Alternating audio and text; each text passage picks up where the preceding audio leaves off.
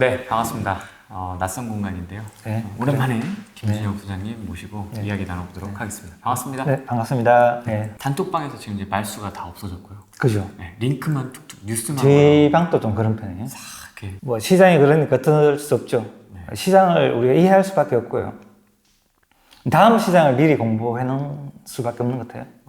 지금 그게 최선의 방법이죠. 이제 끝났다고 손 놓고 이러시는 분도 있던데. 그럴 필요는 없는 것 같아요. 손 놓고 있는 게 아니라 아마 그분들은 위기를 겪고 있는 분들일 수 있어요. 그래서 아마 내부적으로 굉장히 좀 뭐 힘들어 하시거나 아니면은 어떻게 해야 될지 고민이 굉장히 깊은 시기죠. 특히 이제 시장이 하락한 게 문제가 아니고 지금 세금 문제까지 걸려 있거든요. 세금 문제가 아마 하락을 더 깊게 만들 수 있는 그런 시장이거든요. 소장님이 45억 간다 그래서 진짜 갔고 네. 상승한다고 했는데 이제 원래 정상적인 시장은 가격이 사실은 조금 먼저 간 편이었어요. 네. 원래 그 45억은 제가 생각하는 45억은 한 4년, 5년 정도를 예측해서 말을 했는데 땡겨줘. 미리 왔는 거죠. 근데 그 사이에 공급이 없으면은 걔는 멈춰 있고 하단 부분에 있는 이제 저가파들이 이제 올라가는 그런 게 간다고 예상을 했는데 이제 금리라는 변수가 들었죠. 그래서 시장이 좀 바뀌긴 했는데 네. 우리 금리 예측이 사실은 쉽지가 않았잖아요. 네. 그래서 금리를 변수란 걸 이제 빼고 공급만 가지고 예측했기 때문에 사실은 조금 틀렸다고 할 수 있는데 변수는 사실은 언제든 들어오기 때문에 그렇죠. 그 변수가 이제 일정도 사라지거나 안정이 되게 되면 다시 공급의 시간으로 돌아가거든요. 그때까지가 아마 시장에서 이제 공급에 영향을 없는 상태에서 하락을 만들고 이후에는 다시 공급 없는 도시부터 상승 이어가는 그렇게 갈 거라 보고 있습니다. 봄에는 좀 바뀌지 않을까? 그 다음에 이제 8월 대란설도 좀 있었고요. 네. 이따가 이제 여쭤보겠지만 네. 그런 얘기도 좀 있었고 했는데 작년 10월을 약간 고점으로 해서 이렇게 좀 거래량이 박살나면서 약간 이렇게 이제 지금 전국적으로 네. 서울 수도권만 그런 것도 아니고요. 좀 전국적으로 좀 이런데 지금 서울 수도권 분위기 좀 어떻게 보세요? 원인들이 있잖아요. 원인. 원인들이 뭔가에 대한 분석이 좀 정확하게 돼야 된다고 생각하는데 다 달라요. 제가 보는 관점은 이제 전국에 똑같은 현상이기 때문에 어떤 공급으로 만드는 시장이 아니잖아요. 네. 이 전공법으로 우리가 하락을 시킨 거 아니거든요. 제가 보는 관점은 첫 번째는 대출 규제였다고 생각해요. 그 2021년도에 그 신수요자부터 시작해서 투자자까지 이제 진입을 못하게 완전히 이제 대출을 막으면서 거래량이 줄고요. 그래서 거래량 줄은 상태에서 금리가 올라갔죠. 금리가 올라가고 시장이 이제 멈칫멈칫하니까 매물이 적체가 되고요. 매물 적체가 되니까 세금에 대한 압박을 느끼거든요. 세금 문제가 불거지고 거기서 임대차 우리가 입법 때문에 전세 수요가 멈추고 이런 것들 복합적으로 나왔던 것 같아요. 이 시장이 이제 연속적으로 이렇게 쭉 달아서 시장에 영향을 미쳤기 때문에 얘들이 쭉 다 해소되면서 다시 상승을 만들어가기 때문에 다음 상승이 아마 쉽지는 않을 거라고 보고 있습니다. 순차적으로 대출 규제를 시발점으로 해서 네. 이게 이렇게 연쇄적으로 이루어진 거 이거 다 해결이 돼야 이제 또 움직이는 거네요. 과거에는 규제만 이렇게 없애면은 또 탁. 튀었잖아요. 지금은 그렇지 않아요. 시장이 다시 시작해야 돼요. 그럼 어떤 프로세스로 이렇게 좀 움직일 가능성이 있다고 보세요? 우리가 2010년, 11년, 12년 돌아가 보면은 그때 이제 규제가 많았잖아요. 그 규제가 한 개 한 개 그쳐야 돼요.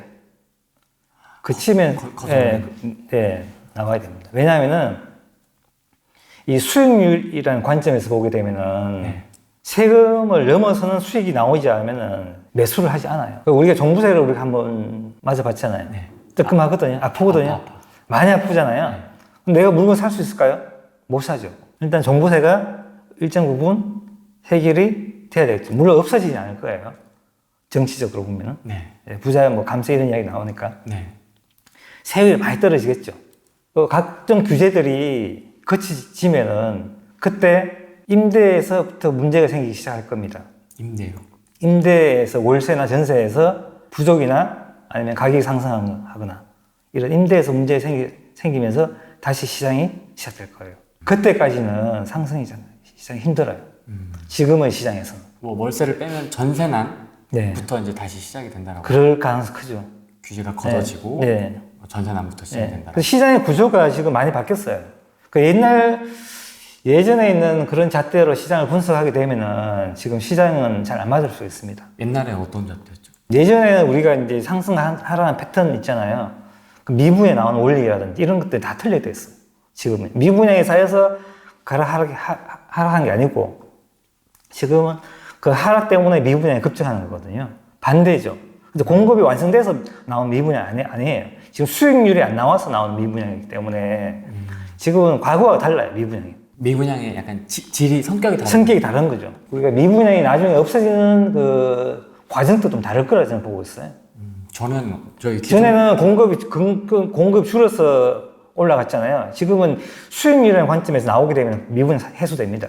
수익률하고 연관된 시장이 버렸어요.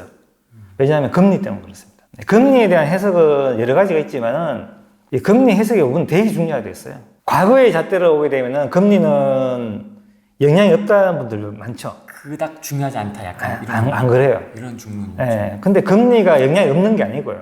과거에는 공급의 영향이 더 센 거였어요. 금리가 영향이 없는 게 아니고요. 근데 지금은 그 차이점이 뭐냐면은 금리의 속도가 너무 빨라요. 금리의 속도가 시장의 수익률의 속도보다 더 빠른 거예요. 그래서 그걸 균형을 맞추기 위해서 매가가 급하게 떨어지는 거예요. 이 원리를 알게 되면은 이 지금 하락이 나오는 거는 정말 옳은 선택이에요. 제가 볼 때는 빨리 떨어져야지 빨리 시장이 끝납니다. 하락 시장이 빨리 끝나요. 그래서 급하게 떨어지는 거예요. 제가 볼 때는 급하게 떨어졌다가 급하게 끝날 수도 있어요. 빨리 떨어진다면은 그럼 다시 공급 시장으로 가게 됩니다. 금리의 수익률을 맞추기, 시장 수익률을 맞추기 위한 그 과정이거든요. 그 과정을 지금 하고 있는 단계거든요. 그 단계까지는 어쩔 수 없는 하락이에요. 이건 전국적인 현상입니다. 그걸 인정할 수밖에 없죠. 우리가 월세가 5%잖아요. 5%면은 금리가 지금 만약에 10%다. 그럼 금리가 더 높죠. 네. 아니면 그러면 선택은 뭐를 합니까? 수요 측면에서 보게 되면은 금리가 올라가게 되면은 우리가 매수 수요가 줄잖아요. 임대 수요가 가잖아요. 근데 수익률 측면에서 보게 되면은 이 금리가 올라가게 되면은 시장에서는 내가 손해잖아요. 내가 월세가 손해잖아요. 근데 대출 일으켰으니까. 네. 그러면 방법은 두 가지가 있잖아요. 우리가 수익률이라는 거는 월세로 기준하게 되면은 매매가가 분모가 있고 분자의 월세가 있잖아요. 곱하기 100이잖아요. 네. 그죠? 수익률은. 네. 근데 수익률을 높이기 위해서 뭘 해야 되죠? 월세가 올라가거나 매매가가 떨어져야 되겠죠. 떨어지거나. 근데 시장에서는 지금 매매가가 떨어졌죠. 떨어져서 수익률을 올려주고 있잖아요. 이게 옳은 선택인 거예요. 자, 근데 월세는 우리가 내 마음대로 할 수 있는 게 아니죠. 네. 수급에 의해서 만들어지는 거잖아요. 수급은 공급에서 만들어져요. 그래서 얘는 시간이 많이 걸려요. 이 많이 걸리기 때문에 시간이 적게 걸리는 걸 선택하는 거예요. 매매가 떨어지면은 월세 수익이 올라가기 때문에 시장은 그런 선택을 할 수밖에 없어요. 개인의 선택이지만 그게 모여서 시장이 되는 거잖아요. 그래서 옳은 선택을 하고 있는 거고, 빨리 매매가가 떨어져서 월세를 기준으로 해서 수익률을 우리가 금리와 맞추게 되게 되면은 그때부터는 공급의 시간을 넘어가게 됩니다. 그러려면은 선택은 두 가지가 있어야 돼요. 하나는 매매가가 떨어져야 되고, 하나는 공급을 막아야 돼요. 공급을 막는다는 의미는 미분양을 만드는 거예요. 그 시장에 미분양이 나온 거는 당연한 거예요. 그 가격이 떨어져서 미분양이 나온 것 맞지만은 예전 같으면은 공급이 완성돼서 미분양이 나와야 되잖아요. 지금 그렇지 않다.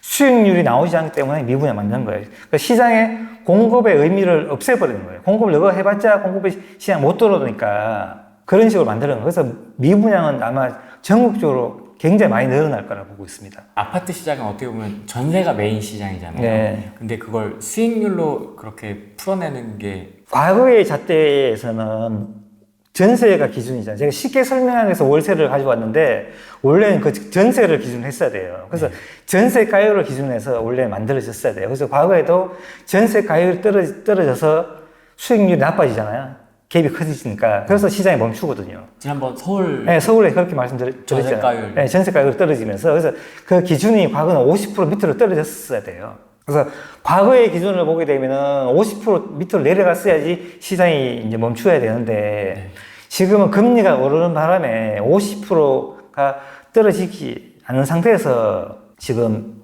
그죠? 떨어졌어요. 매매가가 떨어졌었어요. 그래서 과거의 잣대 기준에서 전세가율을 떼게 되면 시장 안 맞죠. 제가 쉽게 설명하기 위해서 월세를 기준했지만은 그래서 전세는 전세 전환율이라는 게 있잖아요.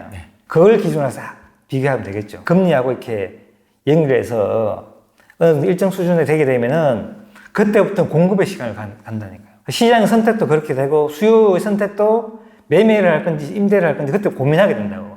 다 임대가 아니고요. 갖게 되게 되면은. 그때부터는 이제 어떤 공급이 적은 시장부터 해서 움직일 가능성이 크죠. 그 사이에는 시장이 움직일 가능성이 거의 없어요. 전국적으로 똑같습니다. 그래서 일단은 금리가 되게 중요한 시장이 돼 있어요. 근데 이게 금리가 문제가 뭐냐면 금리가 올라가는 게 문제가 아니고 제가 볼 때는 그냥 속도라고 보고 있어요. 대타 빠릅니다. 네, 엄청 빠르잖아요. 지금 역사적으로 제일 빠를 거예요. 근데 금리의 속도가 시장의 수익률 못 따라가서 그렇거든요. 그래서 금리에 영향을 받는 거예요. 과거에는 우리가 금리가 올라갈 때도 매매가 올라갔어요. 2004년부터 2006년까지는 금리가 많이 올라갔어요. 그때 같이 올라갔죠. 매매가 올라갔어요. 그래서 금리 영향이 없다 이렇게 해석하시는 분 많아요. 왜 그러냐면 금리의 속도보다 공급이 작았기 때문에 공급의 수익률이 더 많이 났기 때문에 매매가 올라가는 거예요. 어떻게 보면 공급의 영향력이 더 컸죠. 금리의 상승률을 이렇게 네, 그렇게 삼켜버리는 삼켜버리는 거죠. 지금은 그렇지 않아요. 금리가 이제 금리가 더 큰 상승하기 때문에 월세가 못 따라가는 거야. 전월세 전환율을 못 따라가는 거예요. 그러니까 매매가 떨어져야지 올라가는 거잖아요. 원리를 하면은 네. 공식적으로 하게 되면은 네. 수학 공식적으로 하게 되면 그런 식으로 시장에서 만들어야 되거든요. 그럼 시장의 선택은 그렇게 할 수 없어요. 그게 시장의 원리인 거예요, 지금. 그래서 이 원리를 잘 알게 되게 되면은 다음 상승장이 어떻게 나오는 것도 지금 예측이 가능한 거죠. 그러면 소장님은 그런 것도 다 계산해 놓는 거세요? 지금 다 해놓고 미리 준비하고 있는 거죠. 모니터링 하면서 네. 전월세 전환율이랑 수익률이랑 금리랑 그죠, 예. 근데 우리가 금리 예측 안 되잖아요. 안 되죠. 파월도 지도 몰랐는데 그렇죠. 지도 모르잖아요. 근데 파월 지난번 그 발언 봤어요? 주택이 시장이 굉장히 버블이 많이 했다 이런 이야기 했었어요. 그래서 매매가가 떨어지는 이야기 했거든요. 근데 그 이야기하고 밑에 결국은 주택 시장은 수급으로 가야 된다 이런 이야기 했었어요. 파월도 공급을 네, 공급을 이야기했어요.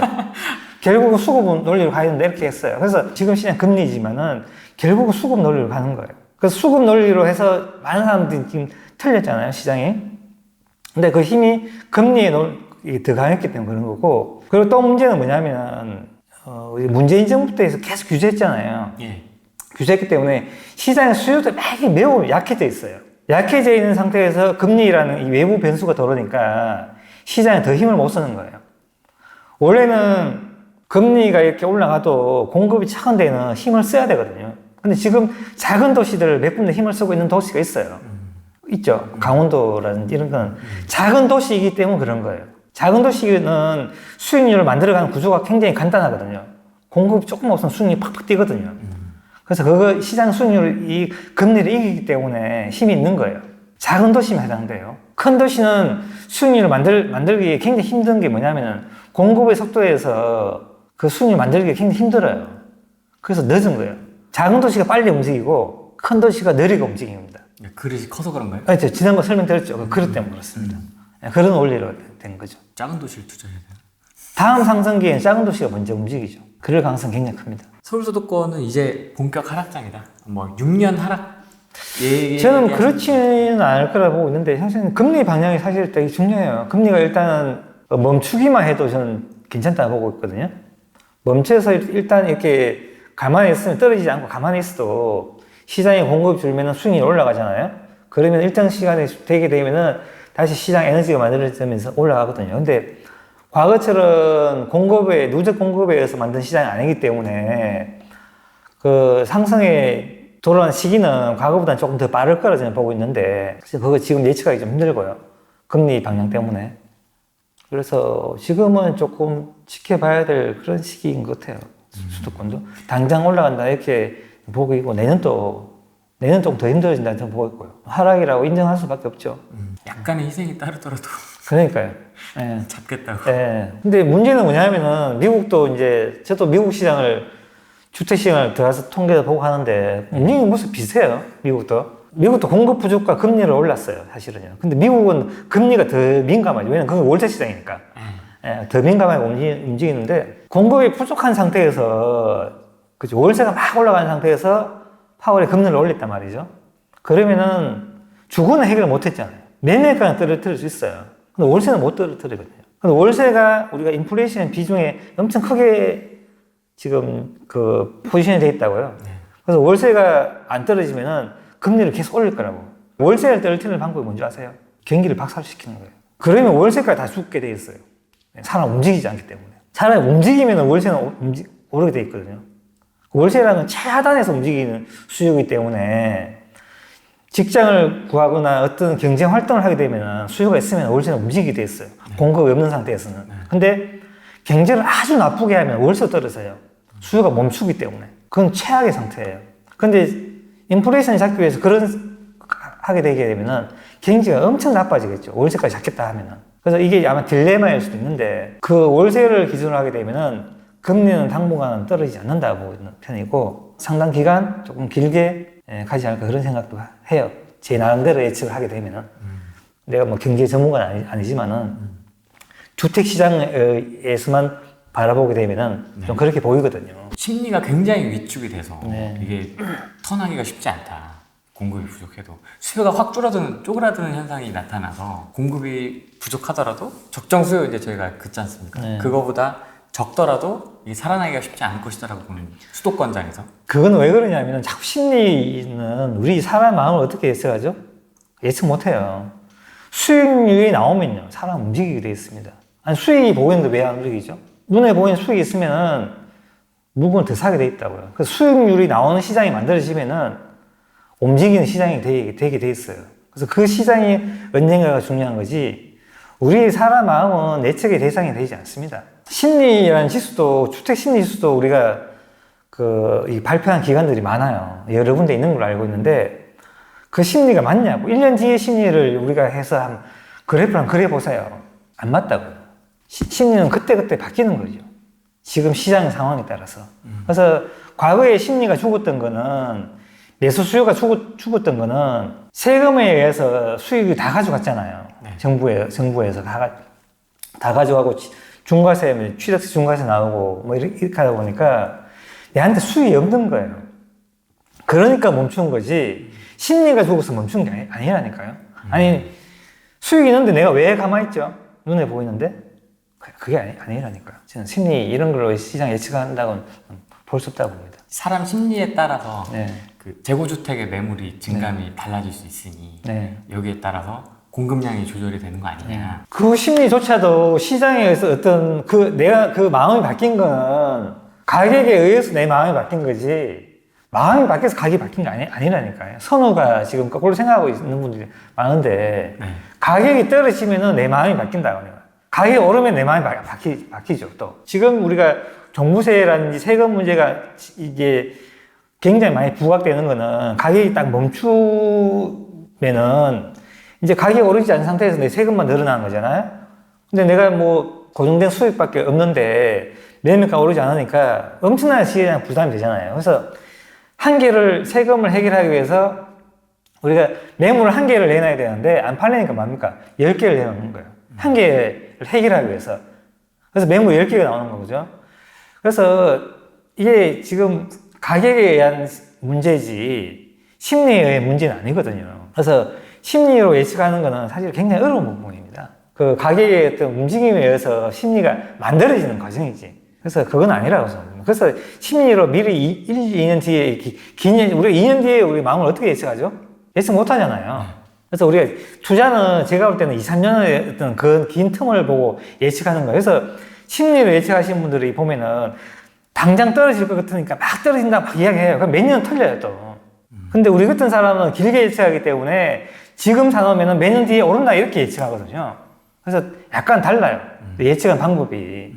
그래서 저는 개인적으로 조금 길게 예측하는 쪽으로 조금 하기 때문에 3, 4년 이상. 네, 3, 4년 정도. 분양에서 공급까지 3년 걸리잖아요. 3년을 예측하는 게 가장 적당하거든요. 그래서 3년을 가지고 예측하기 때문에 당장 6개월, 1년 이렇게 시장 예측하는 건 저는 큰 얘한테 의미 없다고 보고 있거든요. 어차피 전세 놓거나 이러면은 2년, 4년 뒤에 매도해야 되기 때문에 예측의 그 기준을 심리로 잡지는 않습니다.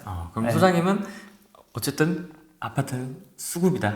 수급이다. 수급이다. 네. 근데 이제 갑자기 지금 금리가 끼어들어왔다. 네. 엄청나게 외부 세게. 변수가 끼어들었다. 거기에 지금 그동안 사회에 있는 그런 규제에 의해서 약해진 힘에 의해서 같이 지금 나쁜 상황으로 몰려가고 있다. 이렇게 보고 있는 겁니다. 그래서 이제 갑자기 끼어든 금리와 우리 파월 형님 때문에 네. 이제 이런 하락장 전 세계 다 주요 도시 하락하고 있잖아요. 이런 우리도 우리 경제 이제 대국이잖아요. 우리도 똑같죠. 근데 이게 다시 수급 시장 가기 위해서는 예, 시간 좀 걸리죠. 전월세 전환율과 예, 월세 수익률 예, 월세 전세 가율 이런 것들을 해서 분석을 해야 되죠. 분석을 해야 이제 거기서부터 이제 시작이 될 것이다. 네, 시작된다. 그다음에 시작은 전세난, 전세난, 월세난. 월세난 네, 에서부터 시작이 될 네, 것이다. 다시. 그리고 여기 이제 규제가 걷어지는 네, 시기도 되게 중요하겠네요. 중요하죠. 네.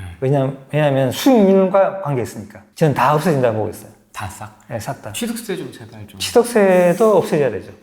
더러운 구멍 다 막아놨잖아요, 지금요. 지금 이제 조정지역 좀 풀리긴 했지만은 그걸로는 안 돼요. 반응이 없더라고요. 네, 반응 없어요. 네, 조용합니다. 그건 안 됩니다. 한번 이제 이렇게 시장에서 하락이 오고 이렇게 침체가 오게 되면은 다시 턴하는 데는 시간이 좀 걸리거나 힘을 모아야 되거든요. 공급이 없는 곳은 빨리 모으고 공급 많은 곳은 시간 걸리고 이런 거죠. 그 외부의 위기니까 약간 금융 위기에 약간 이제 그런 위기하고 약간 복합된 위기라고 저는 보고 있는데 네. 우리가 98년도 IMF 위기 때에 비교할 수 없지만은 그걸 100으로 기준한다면은 지금은 그 강도의 한 30% 정도의 힘이 위기가 시장에 영향을 주고 있다. 저는 그렇게 느껴지거든요. 30 정도. 네, 제 느낌에는. 그래서 거기에다가 이제 기존에 이제 우리가 그 규제들이 막 킥킥이 있잖아요. 네. 그것들하고 복합해서 시장에 지금 위기를 주고 있다. 좀 그렇게 보고 있어요. 그래서 과거하고는 좀 같은 부분도 있고 다른 부분도 있는데 공급에 의해서 하락시키지는 못했거든요. 지금요. 많은 도시들이. 그래서 그 부분에 대해서는 좀 다르다 이렇게 보고 있어요. 공급에 의해서 하락한 게 이게 정석이에요. 전공법. 전공법을 하지 않으면은 뒤에는 더 큰 상승이 일어나거든요. 우리가 금융위기나 IMF 뒤에 큰 상승이 일어났잖아요. 우리가 옛날에 91년도 1기 신도시 때는 길게 하락했죠. 네. 오랫동안. 네. 그거랑 다르다는 거죠. 전공법이 아니기 때문에 지금은 이제 상승이 과거보다는 좀 길지 않을 거라 보고 있고요. 금리가 안정된다면 가정하에서. 그런 면에서는 지금은 위기의 어떤 크기는 크지만은 길이는 그렇게 길지 않다 이렇게 보고 있습니다. 길지 않다. 네, 길지 않다. 네. 이제 굉장히 긴 하락장을 예측하시는 분도 계시고 네. 이렇게 또 길지 않다. 네. 왜냐면 금리를 또 무한대로 올릴 수는 네, 없으니까요. 무한대로 어렵죠. 경제가 다 박살나니까. 네, 다 쫓아야 되니까. 그리고 이 건설 경기가 경제 부분에 큰 부분 차지하잖아요. 네. 그래서 경기가 나빠지면 또 이제 규제가 그치고 또 이제 경제 활성화를 하기 위해서 또 부양책이 나오니까 그런 것들이 아마 겹치게 되면은 상승장이 그렇게 물론 빠르게 오지 않겠지만은 그렇게 또 멀지도 않다 그렇게 보고 있습니다. 지방부터 저 먼저 움직일 거라고 보고 있습니다. 이 시장의 수요 공급에 대한 원리를 좀 잘 알면 되게 좋은데 이걸 정확히 몰라서 나오는 현상이라고 생각합니다. 이 시장은 잘 안 보세요. 수요가 100이 있고 공급이 100이 있으면은 딱 맞죠? 딱 맞으면은 이 시장 돌아갈까요? 사람은 움직이잖아요. 이사하잖아요. 네. 그럼 딱딱 맞게 돼요. 내가 원하는 곳에 원하는 물건이 딱 늘 있나요? 안 되죠. 안 되죠. 기다리기도 하고. 네. 그래서 시장이 원활하게 돌아가려면은 시장의 물건은 수요는 100이 있으면요. 시장은 120이 130이 있어야 돼요. 약간 넉넉하게. 예, 그래야 돌아갑니다. 원활하게 돌아가요. 이게 원래 그래요. 근데 잘 보세요. 시장이 탁 멈추면 어떻게 될까요? 움직이지 않고 탁 멈추면은 30이 남는 거예요. 모두 다 멈추면은 30이 남습니다. 우리가 금융위기 때나 IMF 때나 보면은 위기가 오잖아요. 사람들이 일시적으로 멈춰요. 이사도 멈추고 많은 것들을 멈춥니다. 그때는 공급의 계획이 많은 것처럼 보여요. 근데 뒤에 다시 1, 2년 뒤에 움직이면 공급 없는 거예요. 마치 이런 거예요. 도로에 차가 굉장히 많이 움직이잖아요. 집에 다 주차하고 있으면요. 차가 없는 것처럼 보이죠. 움직임이 그렇게 많은 것처럼 보이죠. 그래서 우리가 이 시장을 잘 한번 보세요. 왜 그 적정 공급량 0.05가 안 맞느냐 하면은 이 움직이는 수요 때문에 움직이는 수요까지 우리가 스톱을 시키려면은 시장의 공급은 120에서 130이 돼야 되는 거예요. 그러면 시장이 멈춥니다. 그 멈추자마자 뭐 합니까? 30이 많은 거예요. 그러면서 과공급이 돼버리는 거예요. 그래서 이 주택시장은 어떻지 간에 이 주택시장은 불균형 시장이에요. 아무리 균형을 맞추려 해도 균형이 안 되는 시장이에요. 그러니까 이 원리를 잘 이해하고 있으면 우리 늘 돈을 벌 수 있어요. 아, 그래요? 늘 돈을 벌 수 있는 거예요. 자, 한번 보세요. 시장 탁 멈춘 시장이 어디냐면 우리가 수요가 100이고 공급이 100이 있으면 되는 시장이 있어요. 멈춰 있는 시장 어디죠? 움직이지 않는 시장. 사람이 움직이지 않는 시장 있잖아요. 북한이잖아요. 움직이지 않죠. 움직이지 않죠. 이상 안 가잖아요. 집 펜스 살잖아요. 그렇게 하면 돼요. 그렇게 하면은 120이 필요 없죠. 100만 있으면 되죠. 가만히 있으니까. 근데 우리는 움직이거든요. 움직이기 때문에 120이 필요한 거예요. 근데 잘 보세요. 120 탁 넣어서 딱 멈추잖아요. 멈추면은 시장에서 미분양을 막 만들면서 공급을 멈추게 한다고, 시장에서. 그러니까 20이 사라지기 시작한다고요. 누구에 의해서? 신혼부부에 의해서. 새로운 수요에서 20 사라져요. 다시 100이 되잖아요. 그때 움직이려면 잘 안 움직여요. 그러면서 매매가와 전세가가 같이 움직입니다. 근데 이 부분에 전세가 움직이지 않은 거는 임대차 이법에 의해서 시장에 4년 동안 멈췄죠. 멈췄습니다. 근데 우리 이 수요 중에서도 많은 분은 착각하는 수요가 뭐냐면 새롭게 늘어나는 수요를 되게 중요하게 생각하는데요. 그게 아니고요. 새롭게 늘어나는 수요가 시장에 머물렀다가 움직이는 수요가 더 중요합니다. 그러니까 시장의 구조에 의해서 만든 수요인데 분양에서 입주라는 구조가 있잖아요. 그 구조에서 3년의 수요가 모이고요. 전세에서 수요가 또 모이죠. 그 수요가 모여서 움직이거든요. 전세 매매가가 일어나지 않으면요. 전세도 일어나지 않아요. 자, 전세에 거주하시는 분들이 있잖아요. 네. 그분들 누가 매수 수요가 와서 샀어요. 그분이 전세 수요가 나오죠, 밖으로. 나오면서 전세를 찾거든요. 그렇기 때문에 매매 수요가 줄면 전세 수요도 줄어요. 그래서 이번에 투자자의 진입도 맞고 대출 유지하면서 매매 거래량이 엄청 많이 줄었죠. 오늘 또 우리 뉴스 나왔던데 역대 최저 거래량이 나왔다고 하더라고요. 아, 또요? 네. 그렇게 되게 되면은 매매 수요에서 전세 수요도 안 나오고요. 원래 있는 새롭게 나온 전세 수요, 늘어난 가구 수에서 하는 그 수요밖에 없는 거예요. 그러면 굉장히 제한적으로 움직여요. 그렇기 때문에 이 수요가 시장에서 누적돼서 전세를 사라지게 해야 되기 때문에 시간이 꽤 걸려요. 그 수요까지, 그 시간까지는 전세 시장이 잠잠합니다. 그래서 매매 수요가 줄고 임대차 입법 때문에 8월 전세는 없는 거예요. 24년 되면은 전세 수요는 다시 일어나게 됩니다. 이제 움직여야 돼. 움직여야 되니까. 이제 움직여야 돼. 본캐지 움직여야 되니까. 우리가 생각하는 것보다 시장 매물이 늘 많아요. 매물 우리가 옷에 있잖아요. 아시러 가면은 매물량이 있습니다. 상승할 때도 보게 되면 매물량이 상당히 많이 있어요. 그 매물량은 뭐냐면은 움직여야 되기 때문에 있어야 되는 물량이잖아요. 근데 외부에서 물량이 더 들어오게 되면 그 두 개 합해서 시장이 무너지거든요. 네. 지금은 내부에서 움직여야 될 그 원래 매물대로 움직여야 될 물량들을 수요를 위축시켜서 만든 때문에 정상적인 시장 아니죠. 북한 사회가 정상적인 시장 아니잖아요. 네. 똑같아요. 거래가 일어나지 않는 시장은 정상적인 시장 아니에요. 근데 이 거래가 멈췄잖아요. 이 거래가 그러면 다음에 적은 다음에 더 일어나게 되겠습니다. 반드시요. 일정 거래량 늘 있는 거예요, 시장에는. 그럼 기본적으로 있어야 되는 네. 공급은 네. 어떻게 알 수가 있어요? 기본적인 어떤 과거에 움직였던 수요에서 찾아냈죠. 그건 시장에서 나와 있으면 제 책에도 나와 있잖아요. 그걸로 넣게 되면은 그나마 좀 정확해요. 변수가 물론 들어오게 되면 좀 틀리긴 하는데 그냥 잘 맞습니다. 지방은 더 잘 맞고요. 지금 구조상 미분양을 만들어야 되는 시점이에요. 시장에 의해서. 그래야지 내가 살거든요. 공급을 줄여야지 시장 수익률이 올라간다 했잖아요. 시장 수익률이 올라가야 가격이 멈춘다니까요. 내가 살기 위해서 미분양을 만들어야 돼요. 전국 공통 현상입니다. 전국 공통적으로 미분양은 늘어날 거예요. 수도권도 마찬가지고. 빠르게 늘어날 거예요. 네. 다음에는 이제 임대 문제가 생겨서 매매가가 움직여야지 미분양이 해소가 되겠죠. 그런 과정을 거쳐야 돼요. 그러면은 시간이 좀 필요하겠죠. 빨리 공급을 차단해야 되죠, 시장에서. 그러니까 빨리 미분양 만들어야 되죠. 시장은 그렇게 할 거예요, 내가 볼 때. 사람들이 선택이 가격이 떨어졌기 때문에 미분양을 만들지만은 반대편을 생각하면 내 물건을 수익률을 올리기 위해서 하는 행동이거든요. 그게 모여서 시장이 돼서 시장이 다시 안정이 되고 다시 상승하는 거예요. 옛날에 그 사이클이 좀 안 맞네요. 부동산 사이클이. 지금은 다 무너졌죠. 네, 좀 안 맞다. 네. 봐야 되지 않을까. 정상적인 공급 사이클이 아니잖아요. 중간에 변수가 들어갔기 때문에 네. 그 변수를 해소하고 가야 되거든요. 해소하게 되기 때문에 그 해소하는 시간에 의해서 사이클이 좀 바뀌게 되죠. 지방 같은 경우는 짧게 움직이는데 그게 만약에 뭐 시장에서 한 3년 정도 영향을 줬다 이러면은 시장에서 엄청나게 지금 압력을 생기거든요. 원래는 지방 같은 게 3년 이렇게 움직이는 게 정석인데 만약 거기 걔가 금리에 의해서 3년이나 공급 영향을 안 받고 하겠다 그러면은 6년 차에서 만들어진 거잖아, 시장이.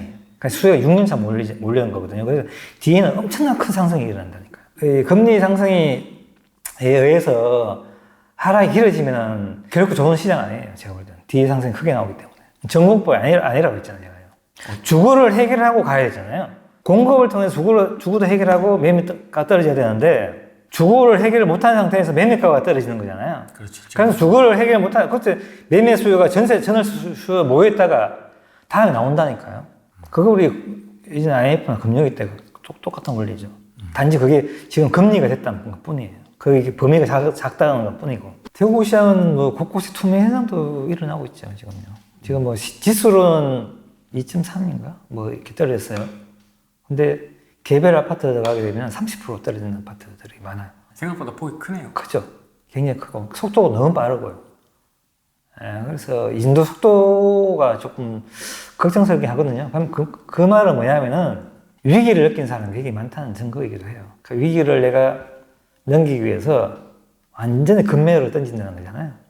그 금매가 팔리니까 그게 실결까지 지키거든요. 네. 그게 30% 떨어진 가격들이거든요. 우리 공급에 떨어졌을 때 그때가 얼마 떨어졌냐면은 한 5천만 원 정도 떨어졌으면 지금은 2억 3억 떨어졌다.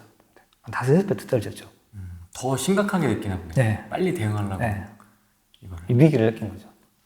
그런데 그게 금리의 문제만 아니고요. 제가 볼 때 세금 문제도 복합돼 있어요. 지금 종부세 문제가 나중에 두고 시장에 굉장히 큰 악재가 될 거예요. 우리 그때 종부세 주위에 뭐 종부세 몇 억씩 내는 사람도 있거든요. 그분들은 지금 뭐 어떻게 써요? 심정이? 투매해야 된다니까요. 내서 종부세를 줄여야 되고 그 물건으로 내가 종부세를 막아야 되거든요. 투매가 나오는 거예요. 이 시장이 멈추면 더 심하게 됩니다. 내 자산 오르지 않기 때문에. 서울에 이제 수도권에 다주택자분들이 많잖아요. 네. 그런 분들도 아마 심각한 고민에 빠져 있을 거예요, 사실은. 그래서 상승이 멈췄으니. 네, 멈췄으니 이제는 세금을 심각하게 받아들일 겁니다. 이런 얘기를 안 하는 분들은 물건이 없는 사람들이에요. 물건 있는 사람들만 이런 얘기 하는 거예요, 사실은. 저도 마찬가지고. 대구에도 있으시잖아요. 대구요? 네, 대구 아파트. 대구 물건 많죠. 네. 어쩔 수 없죠. 잘 견디라고 얘기하죠. 위기를 잘 넘기라고 이렇게 얘기하죠. 위기 넘기면 다시 또 기회가 온다고. 그렇게 대응할 수밖에 없어요. 근데 대구가 아직도 공급이 많이 남아있지 않습니까? 네. 또 여기에다가 24년까지 많죠. 개별 아파트에서 보면은 떨어지지 않는 아파트들도 있고요. 거래가 안 되기 때문에. 근데 이제 3억 떨어졌다. 거기서 2억 더 이러진 않고요. 떨어진 아파트는 이제 떨어져 있고 그 옆에 아파트들이 같이 이제 떨어지면서 이제 폭을 키우는 거죠. 투자자가 많이 없던 대형 평형들 있죠. 네. 그런 평형들은 조금 덜 떨어져요. 덜 급하니까. 실거주고 있으니까. 예. 오히려 이제 그런 투자자가 많이 들어간 단지라든지 그런 단지들이 좀 더 많이 떨어지죠. 정상 가격이 아니라고 저는 보고 있어요. 다시 회복한다고 보고 있어요. 가격이 너무 급하게 떨어지니까. 근데 이게 매매가 떨어지는 것보다 더 심각하게 전세가인 네. 것 같더라고요. 네. 보니까. 전세가도 많이 떨어져요. 전세가는 공급에 떨어지기 때문에 이거는 막을 수가 없죠. 이 수성구 매매가가 떨어져도 살 수가 없는 게 매점 갭이 네. 장난이 아닙니다. 지금 역전세가 많이 나고 있어요, 대구에. 엄청 많이 나고 있어요. 아예 세입자 자체를 못 구한다니까. 세입자 못 구하고요. 공실도 엄청 많아요. 뭐 그런 얘기도 들었으면 역월세? 네, 역월세도 있죠. 역월세 뭐 이런 것도 있고. 지금 이제 세입자가 나가면은 무조건 역전세예요. 옛날 가격이 되지를 않아요. 네, 다 마이너스 돼 있어요. 세입자 무조건 붙들어야 돼요. 막 선물 보내주고 역월세. 네, 역월세 해야 되고. 용돈 막 해주고.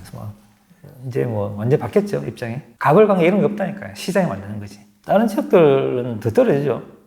달서구가 제일 많이 떨어졌을 거예요. 제일 많이 떨어진 건 제일 투자자가 많이 들어갔을 거예요. 제일 위기를 많이 느끼기 때문에. 신수요자하고 적당하게 이렇게 들어가야 되는데 과도하게 투자자가 많이 들어가게 되면은 나오면서 많이 떨어지거든요. 달서구는 왜 이렇게 많이 들어왔어요, 투자자들이? 뭐 서울에서 이렇게 뭐 밀고 이렇게 와, 이게 매정 갭이 작아요. 뭐 그런 것도 있지만은 어떤 특정 이제 어떤 커뮤니티. 커뮤니티에서 이렇게 같이 왔던 걸로 저는 알고 있어요. 그래서 뭐 가보니까 시점도 안 맞고 물렸구나. 하면 안 되는데 되게 이제 문의가 많아요, 저한테. 그래서 왜 했나 싶을 정도의 그런 시기였는데 해가지고 지금 굉장히 힘들어할 거예요, 지금요. 제일 많이 떨어지고 있는 거예요. 그래서 거기서 하고 소장님한테 여쭤보는 거예요. 그렇죠. 이거 했는데 어떠냐고 이런 식으로. 불안하니까 물어보는 거겠죠. 투자의 관점에서 대구를 좀 많이 공부를 하고 있지 않습니까? 네. 많은 투자자들이. 그래서 이제 시점에 대한 문의를 되게 많이 하실 것 네. 같은데요. 대구를 투자로 접근한다면 원래는 딱 공급으로 보게 되게 되면은 시점은 딱 정해져 있거든요. 들어간 시점이. 근데 변수가 들어왔잖아요. 이 변수에 의해서 시점이 조금 더 뒤로 조금 밀렸다고 생각하시면 될 거예요. 그래서 이제 분양권 시점하고 이제 재고주택 시점은 좀 달라요. 그래서 분양권은 조금 더 빠르고요. 재고주택은 좀 늦습니다. 원래는 23년도에 내년에 이제 입주 물량이 많지만은 분양권 정도는 이제 시작해도 된다 이렇게 많은 분들이 이야기하고 저도 후반부 정도는 뭐 괜찮지 않겠나 이런 생각 했었는데 실제적으로 지금은 조금 그거보다 조금 뒤로 더 밀려야 돼요. 더 밀려야 되고 조금 더 시장을 좀 더 관찰해 봐야 될 필요가 있어요. 그리고 과거에는 대구가 되게 이제 쌌다는 인식이 많았잖아요. 지금 다 같이 떨어지고 있잖아요.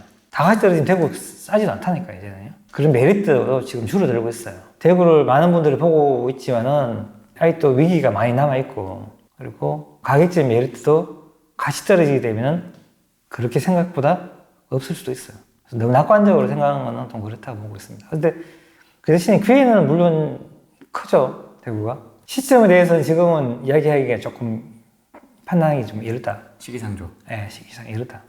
일단 공급이 주는 시점이 나와야 되기 때문에 지금 좀 미루다 보고 있고요. 그래서 조금 더 지켜보라고 말씀드리고 싶어요, 지금은. 너무 서두르실 필요는 없다. 돈만 원 더 하면 되겠죠. 버티면 되겠지만, 그럴 필요는 없다. 이렇게 보여요. 대구 근처에 있는 지역들도 궁금하거든요. 네. 포항은 빨리 나와야 되죠. 지금이라도 좀 늦은 거 아닙니까, 살짝? 늦었죠. 벌써 나왔어야 되죠. 작은 도시의 특성은 내가 이 타이밍을 맞추기가 되게 힘들어요. 왜냐하면 시장이 너무 빨리빨리 움직이거든요. 상승과 하락이 이게 움직이는 그래프가 너무 빨라요. 투자자가 거기에 대응해서 움직이기 굉장히 빠른 시장이에요. 그 한 템포, 늘 한 템포 빨리 움직여야 되는 시장이기 때문에 포항 같은 경우는 제주에도 이렇게 문의하시는 분들 많은데 빨리빨리 좀 나왔으면 좋겠는데 난 처음부터 들어가지 말라고 말씀 많이 드리거든요. 작은 도시들은. 왜냐면 내 대응이 안 되기 때문에. 안 당하는 게 맞다. 들어갔으면 굉장히 빨리 나와야 된다 이렇게 하는데 뭐 또 가격 오르니까 놔두잖아요. 그러다 보니까 이제 못 나오고 또 시장이 죽으면서 더 못 나오고 내 의지와 관계없이 물건을 놔둬야 되고 뭐 이렇게 되거든요. 그것도 이제 놔두게 되면 다른 좋은 시장을 기회 때문에 또 못 들어가고 이렇게 악순환이 되는 거죠. 꼬이는 거죠. 그래서 뭐 지금은 포항뿐 아니고 많은 도시들은 지금 관망을 하는 게 좋을 거예요. 만약 있다면은 팔리면은 땡큐죠. 지금 시기에. 팔고 지금 하락장을 조금 공부했다가 상승기에 다시 들어가면 되죠. 그게 더 큰 수익이 나올 거예요. 못 팔아서 지금 그렇죠. 부산도 지금 힘이 다 떨어졌죠. 원래 공급량을 보게 되면은 힘은 떨어지고 약간 보합 정도로 있어야 돼요. 보합. 제가 보는 관점은 보합 정도에 있어야 되는 그런 시점인데, 그리고 분양 시장은 좀 강하게 있어야 되는 시점인데, 저는 그렇게 판단했거든요. 재거주택은 보합, 분양 시장 강세, 이렇게 예측했는데, 얘도 이제 금리가 오르니까, 이제 외부의 힘에 의해서 이제 힘이 약해지는 상태에서 이제 하락을 돌았었죠. 그래서 이제 공급량 자체는 후반으로 갈수록 많지 않아요. 뒤로 갈수록. 그래서 아마 다른 지역보다는 대구보다는 조금 더 빠르게 시장이 안정될 가능성이 크고요. 그래서 상승은 조금 늦게 일어나겠지만은 시장 안정되는 과정은 조금 더 빠르다고 생각하고 있습니다. 창원은 뭐 지금 뭐 올라가는 지역도 있긴 있는데 창원도 부산하고 이게 연결돼 있잖아요, 가격이. 그래서 창원도 약세장으로 들어갈 거라 지금 보고 있고요. 물론 창원이 이제 한 100만 원 정도 되지만은 이제 이렇게 마산 창원하고 이렇게 같이 연결되어 있기 때문에 되게 넓던데요. 네, 되게 넓게 돼 있어요, 구역 자체가. 그래서 우리가 생각한 만큼 그렇게 이제 강한 힘을 가지고 지속되게 올라가기는 힘들고요. 그래서 지금은 창원도 조금 후반을 갈수록 힘들어질 거라 저는 보고 있습니다. 다 힘드네요. 네. 지방이. 네. 지금 뭐 어쩔 수 없잖아요. 전국이 다 그런데. 우리만 그런 거예요. 뭐 미국도 그렇고 다 그런데 어쩔까요? 네. 그냥 그게 순응하는 수밖에 없죠. 여기에 내가 이기겠다고 하면 안 됩니다. 아니 바다에 파도가 막 치는데 거기 가서 배를 끌고 와서 고기를 잡겠다 하면 위기 빠지잖아요. 네. 고기도 못 잡고 네. 위기 빠진다고요. 이럴 때 그냥 가만히 있는 거예요. 그냥 보고 있는 거예요. 예, 파도가 잔잔할 때까지. 정부가 참 안타까운 게 뭐냐면은 앞에 정부가 굉장히 나쁜 정책을 많이 했거든요. 사실은요. 나쁜 정책이라는 거는 뭐 가격이 떨어지기 위해서 이렇게 했다는 거 의미는 아니고요. 시장 선택을 좀 존중하고 시장 가격 올라가는 걸 존중했으면은 그에 따라서 공급이 많이 나오고요. 그러니까 주고도 해결되고 가격이 안정됐을 건데 그 가격만 바라보고 공급을 빨리 못했기 때문에 시장의 구조가 굉장히 나빠졌거든요. 거기에다가 임대차 입법 있잖아요. 2+2. 이게 굉장히 나쁜 정책이에요. 이게 시장의 수요를 굉장히 많이 모으는 정책이잖아요. 시장에 머물 수 있겠잖아요. 이 머물게 한다는 것 자체가 수요를 키우는 거거든요. 지금 겉으로 아주 조용하고 평온하잖아요. 전세도. 근데 이게 평온한 게 아니고요. 뒤에 큰 상승을 만들어내는 에너지예요. 그런 구조를 만들어놨다고요. 봐라 이제 안정된 거 아니냐 네. 이렇게 얘기하시는 분도 있습니다. 그건 잠시잖아요. 시장 길게 봐야죠. 그래서 이런 구조도 있고요. 또 뭐냐면 그 세금 문제도 걸려 있잖아요. 이런 구조가 있기 때문에 시장에는 이 공실이 굉장히 많이 생겨 있어요. 잘 보세요. 내가 분양받아서 입주하는데 3년 걸리잖아요. 근데 2+2 해놓으면은 얘를 팔고 가면 안 되죠. 4년이 묶이잖아요. 그러니까 얘를 물건을 못 내놓는 거예요. 시장에 매물을. 그러니까 얘 공실인 거예요. 이런 건 엄청 많아요, 지금. 그래서 옛날 그런 얘기 제가 말씀드렸잖아요. 이런 공실을 없애고 시장이 원활하게 돌아가려면은 임대차 계약 기간을 없애면은요, 정말 매끄럽게 돌아가요. 1년 하고 있으면 1년 하고, 2년 하고, 10년 하고 있으면 10년 하고. 자기 마음대로 하면 되잖아요. 유동성을 주는 거예요, 유동성. 그죠? 유동성을 주게 되면은 사람들이 위기에도 안 빠지고요. 시장이 굉장히 매끄럽게 돌아갑니다. 그러면 전세도 월세도 굉장히 안정적으로 돌아가게 돼 있어요. 서민의 주거 안정 이런 건 좀 약간 괴리가 있는 거 아닙니까? 아닙니다. 더 안정되게 돼 있어요. 물량이 많은데 어떻게 돼요? 아니, 놓을 수 있는 물량도 못 놓잖아요. 있는 물량도 시장에서 없는 것처럼 보이기 때문에 두 개가 있는 시장에 얘는 공실이고 얘는 한 개 물량이 나와 있다고. 원래 두 개가 될 물량이. 근데 계약 기간을 자유롭게 하게 되면은 물량이 엄청 늘어나면서 시장이 굉장히 안정된다니까요. 뭐 몇 개월짜리 그렇죠. 이런 식으로. 그리고 어떤 사람은 10년을 넣을 수 있는 사람도 있잖아요. 내 인제자금을 10년 쓰고 싶은 사람 있잖아요. 그러니까 10년을 계약하는 거예요. 그럼 어떤 사람은 10년에 대한 주거의 그 안정을 보장받고 어떤 분은 그 10년을 갖다가 그 돈으로 또 안전한 투자도 하고 그렇게 되는 거잖아요. 두 개가 다 윈윈이 되는 거잖아요. 그런 식으로 하는 게 굉장히 안정적이죠. 제가 보면 그걸 해야 돼요, 사실은. 그러면은 시장은 우리 투자자 입장에서는 굉장히 안 좋은 정책이죠. 2+2는요, 투자자 입장에서는 진짜 땡큐예요, 사실은요. 매매가의 상승과 하락의 이 폭을 굉장히 심하게 만든다니까요. 큰 하락장도 만들고요. 큰 상승장도 만들어요. 시장의 구조에 의해서. 수요를 너무 많이 모으기 때문에. 한 달 살기 이런 것도 하잖아요, 해외 나가면은.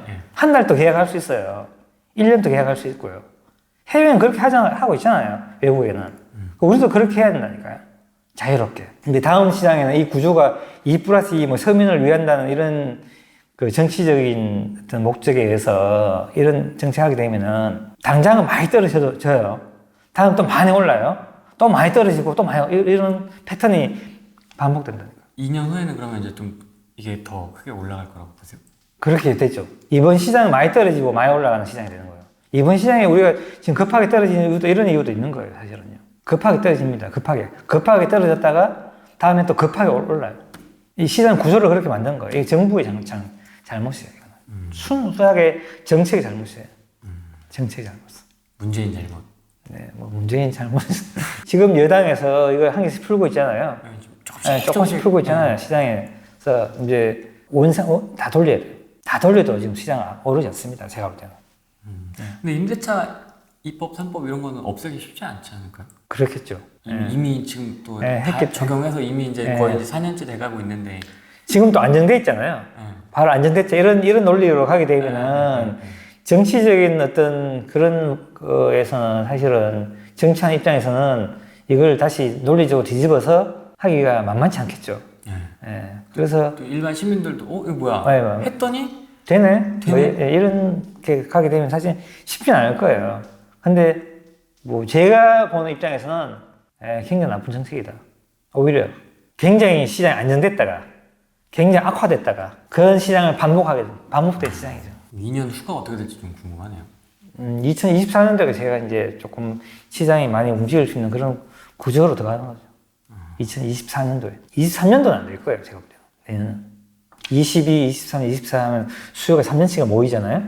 새로 늘어난 수요가 이제 3년치 모이면은 시장 압력이 엄청나게 올라가게 돼 있어요. 저는 추적성 없어질 걸 보고 있고요. 종부세는 아마 명목상 정도 만들어 놓고 디스카운트. 세율은 굉장히 낮은 세율을 아마 갈 거라고 저는 보고 있어요. 지금의 종부세로는요, 이 주택시장을 끌고 갈 수 없습니다. 어마어마한 문제가 생기게 되어 있습니다. 임대시장에서. 그렇기 때문에 결코 절대로 이 시장을, 주택시장을 끌고 갈 수 없다.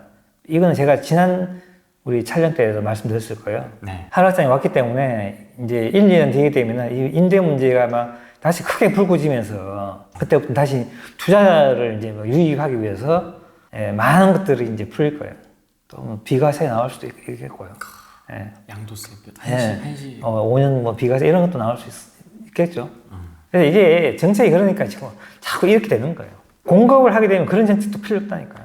강화하면 되는데 시장 알아서 스스로가 정화작용이 되는데 그걸 안 하니까 정책이 개입하니까 그런 거예요.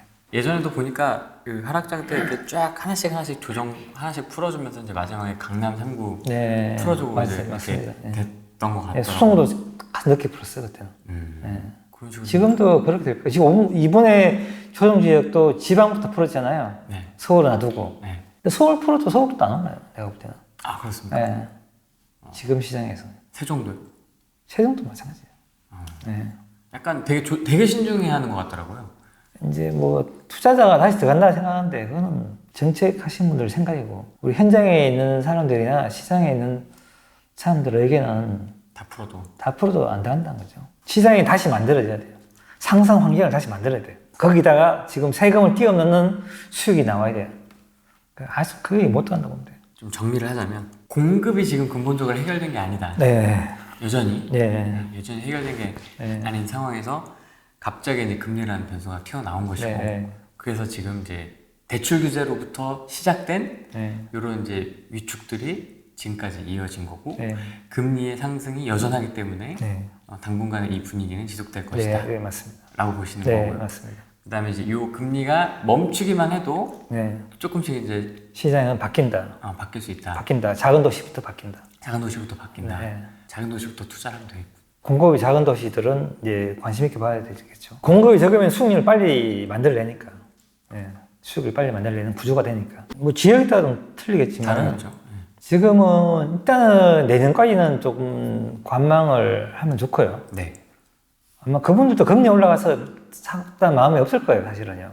부담스러우니까. 만약 선택한다면은 조금 많이 떨어진 지역에 내가 장기로 거주할 수 있는 그런 지역을 선택하면 좋고요.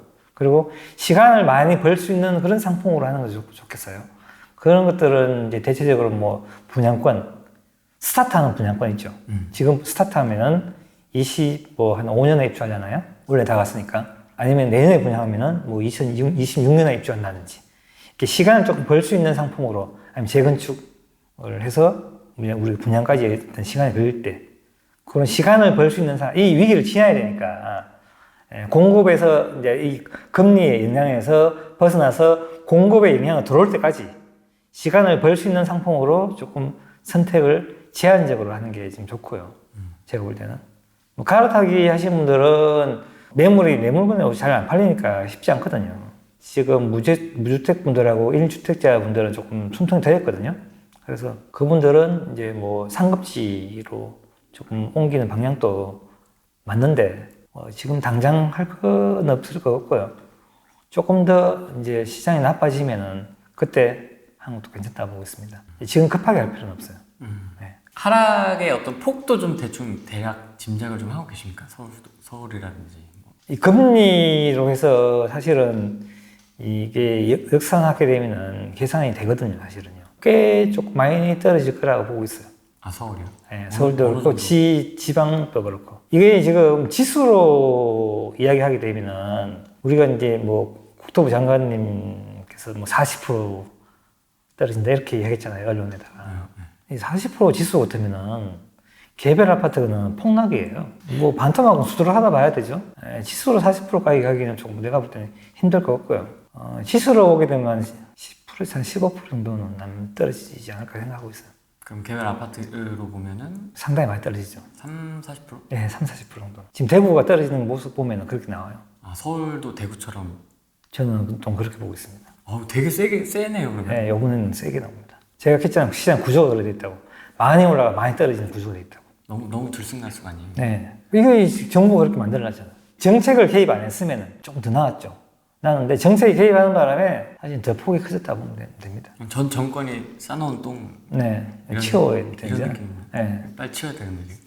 다 치워야 되는데 지금 치우는 속도가 너무 늦어요. 하나씩. 네, 너무 간보는 것 같아요. 과감하게 좀 치워도 올라가기 힘든 시장이니까 경제, 전반적인 경제를 위해서 좀 과감하게 좀 치웠으면 좋겠고요. 다주택자분들이 겉으로 드러나지 못하겠지만 위기에 빠진 분들이 굉장히 많을 거예요. 제가 볼 때는요. 소갈이 하고 있는 거예요. 네.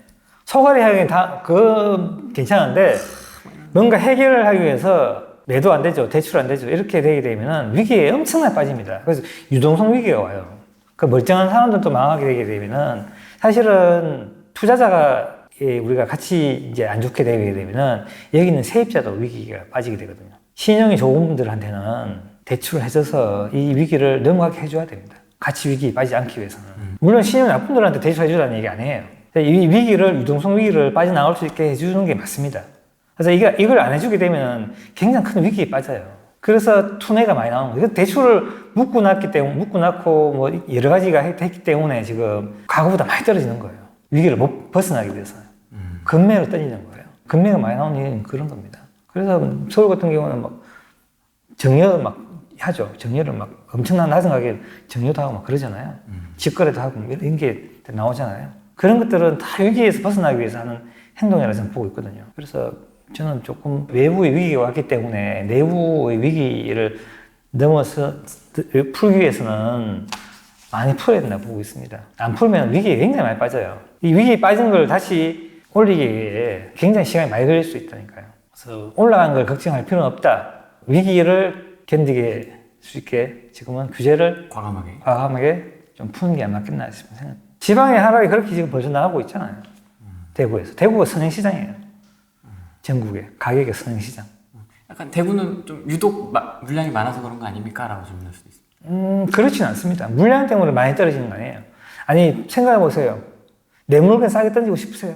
1억이나 5천만 내놔도 팔릴 물건 같으면은 짧게 하라고 내놓친 물건을 내가 비싸고 3억 이렇게 낮게 할까요? 그 위기에 왔다는 증거잖아요. 그런 분들이 곳곳에 어떤 아파트 단지마다 있으면은 투매 현상이 한 개씩 나오거든요. 그 어떤 단지들, 벌써 나온 단지들이 지금 30%씩 떨어져 있다고. 최고가에 대해서. 서울에도 그런 물건이 없을까요? 지금도 나오고 있잖아요. 다 그러면 정상 거래인 거죠? 네, 정상 거래죠. 뭐 좀 특수한 상황이 네, 특수한 상황 아니에요. 일반 거래인 거죠? 네, 일반 거래죠. 그러니까 그런 물건들이 서울에도 나올 가능성이 굉장히 커지죠. 규제를 안 풀면은. 그런 물건들이 금매가 나오기 때문에 하락폭은 더 커질 수가 있죠. 반대로 얘기하면 그건 또 기회가 되는 거죠. 저 많이 떨어지기를 바라고 있습니다. 서울시장. 기다려 계시는 거죠? 네, 내가 사야겠다. 생각해보세요. 만약에 뭐, 원래 지수로 40% 떨어진다 하면은 반토막 난다는 이야기 똑같은 건데, 서울 강남 아파트 30억이잖아요? 뭐 45억까지 갔지만, 평균 30억을 하면은 15억까지 떨어진다는 이야기잖아요. 떨어질까요? 15억까지? 15억, 18억까지 뭐, 떨어질 수 있을까요? 30억짜리가? 예전에는 반토막도 난 적도 있었죠. 상상이 안 된다. 네. 30억짜리가. 30억짜리가 15억에 떨어질 수도 있겠죠. 알 수는 어떤 특정 단지에서 있을 수는 있겠지만은, 그런 시장이 온다면은, 이게 정상시장이라고 할 수 있을까요? 저는 그렇게 싶지 않거든요. 위기에서 나오는 물건이라고 보기 때문에, 다시 오른다고 보고 있어요. 그런 물건은 기회가 되는 거죠. 지방에 만약에 33평이 13억, 14억 하고, 강남에 10억 한다. 이 말이 되나요? 나 강남 다시 올라가는 거죠. 강남 나는 이제 골라서 네, 올라가는 거죠. 강남 아파트 쇼핑하는. 그렇죠. 그렇게 되는 거예요. 그래서 빨리 떨어지면 빨리 올라간다고 그런 거잖아요. 지금 예측 힘든 게 금리 영향이 있기 때문에 지금은 당장은 예측하기 힘들고 조금 내년까지는 일단은 좀 많이 지켜보고 시장의 구조에 대해서 많이 공부해 놓으면 좋아요. 근데 반드시 그건 생겨요. 이 많이 떨어지고 많이 올라가는 그 구조는 이 정부의 규제가 안 바뀌면은 그대로 유지됩니다. 그거는 투자자한테 엄청난 기회죠, 사실은. 그 틀이 바뀔 것 같지는 않아요. 예, 저도 좀 정치하는 분들이 있고. 예, 정치하는 분들이 표현을 의식하니까. 그럼 언제든 또 기회가 올 수 그렇죠, 있겠네요. 기회. 근데 위기를 기회로 이제 잡는 거죠. 누군가는 위기에 빠지는 거고, 누군가 기회가 되는 거죠. 저는 기회로 삼으라 말씀드리고 싶어요. 그래서 지금의 위기를 잘 견뎌야 되죠. 언어책을 열심히 하고. 예. 뭐 할 게 없잖아요. 지금 자산시장 다 내려가는데. 주식도 박살. 주식, 코인 박살나고 막. 할 게 없습니다. 다 지금 금리잖아요. 원인은 금리죠. 자산시장이 박살나는 건 다 금리이기 때문에 뭐 어쩔 수 없는 거잖아요. 인정할 수밖에 없죠. 메인 시청자층, 네. 다주택자들 다들 뭐 좋겠다 하죠. 힘들어가지고 뭐, 네. 뭐 이제 분양권 잔금 때문에 지금 전전긍긍하시는 분도 계시고 네. 안 팔리니까요 이게 던질 수도 없고 누가 받아줘야 되는데 뭐 이런 분도 계시고 소장님처럼 또 이렇게 등 따시게 이렇게 탁 해놓고 와봐라 이제 기회만 네. 현금 딱 쟁여놓고 어떤 분은 뭐 10억, 15억 이렇게 딱 준비해 놓으신 분도 있더라고요. 저도 물건 3개 정도 위기가 오면 저도 못 견뎌요. 2개는 버틸 수 있어. 3개 정도가 공실 나면 저도 못 버텨요. 그거는 덩어리가 커서 그런 거 아니에요? 예, 아니, 물건이 크서도 그런데, 근데 현금 많이 이렇게 있는 사람들 없잖아요.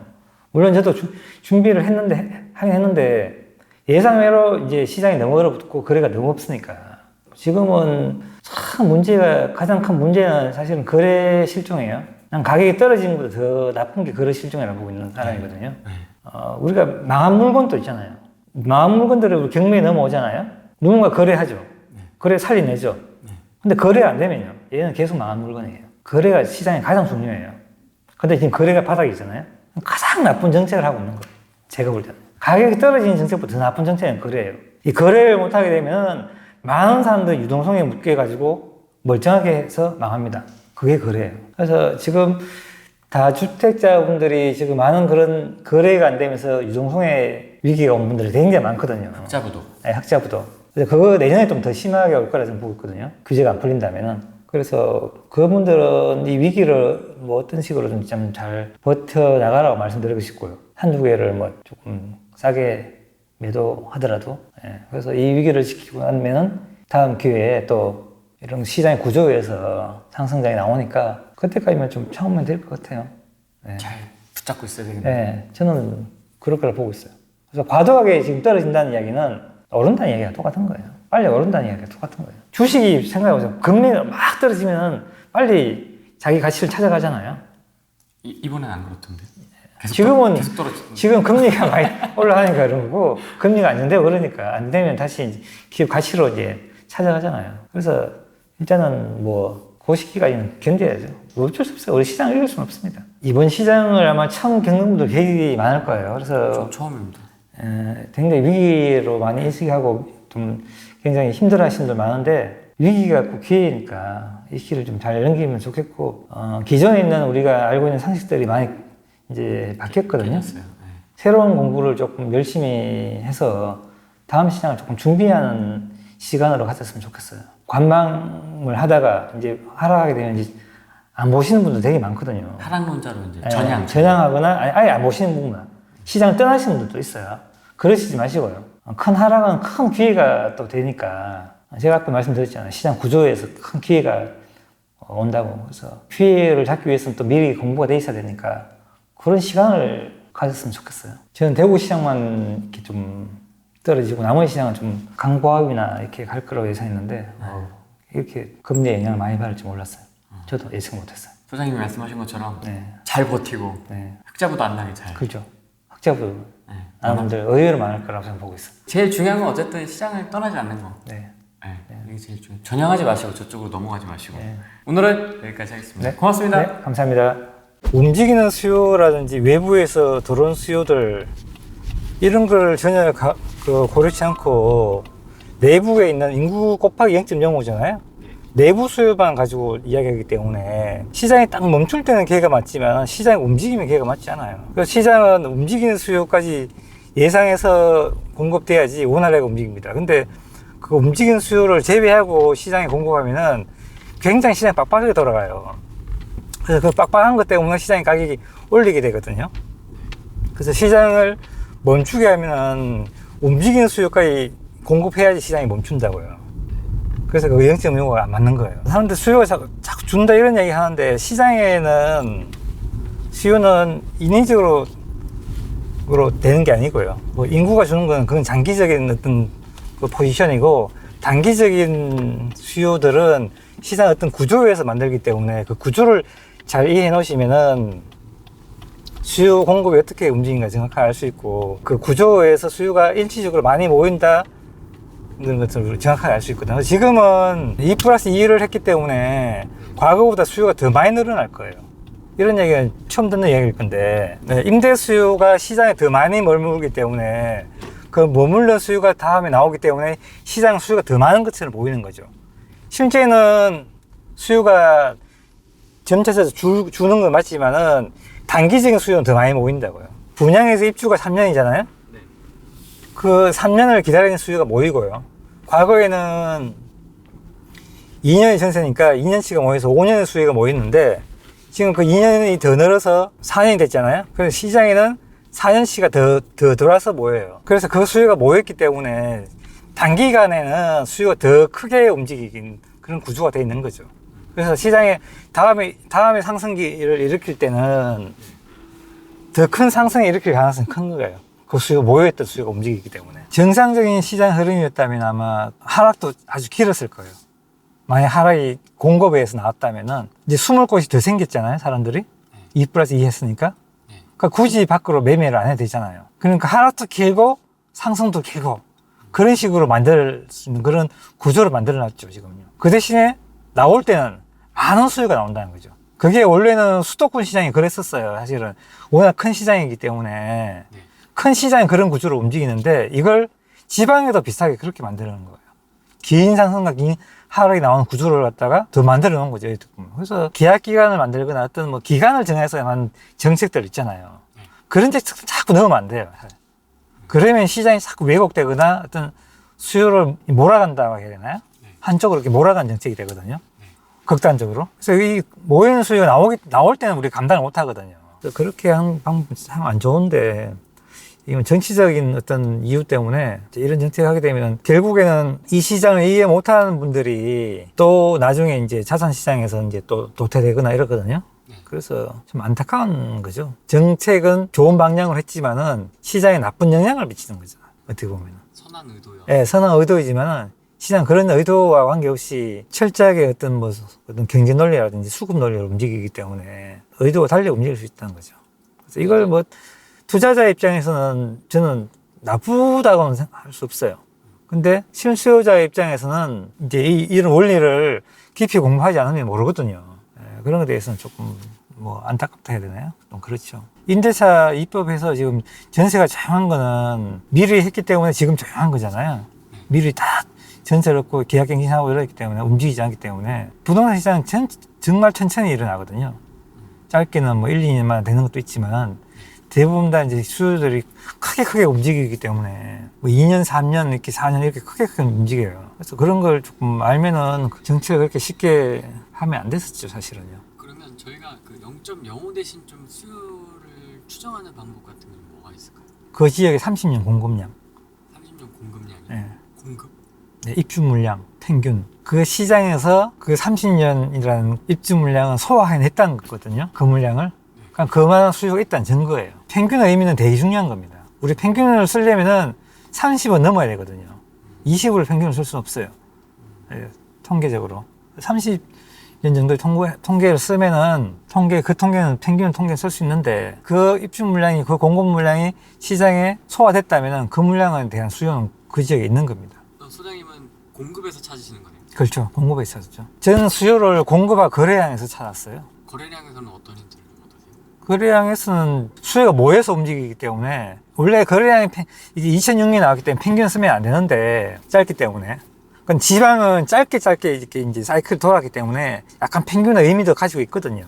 그래서 지방의 그 거리량을 가지고 넣어보면은 대부분 도시들 거의 일치해요. 그 양이 모여서 움직인다는 그 개념 있잖아요. 방금 말씀드린 거. 네. 그 개념 그대로 나옵니다. 그 거리량 안에서. 그 수요가 있는 거예요. 단지 뭐 지금 상황에서 못 나온 것 뿐이지 결국에는 언젠가는 나온다는 겁니다. 거리량이 뭐 늘었다 줄었다 하잖아요. 네. 그걸 평균 내면요. 모여서 움직이는 양하고 똑같아요. 정확하게 일치합니다. 그게 수요인 거예요, 사실은요. 그 수요에 대한 이해를 못 하는 거죠, 사실은.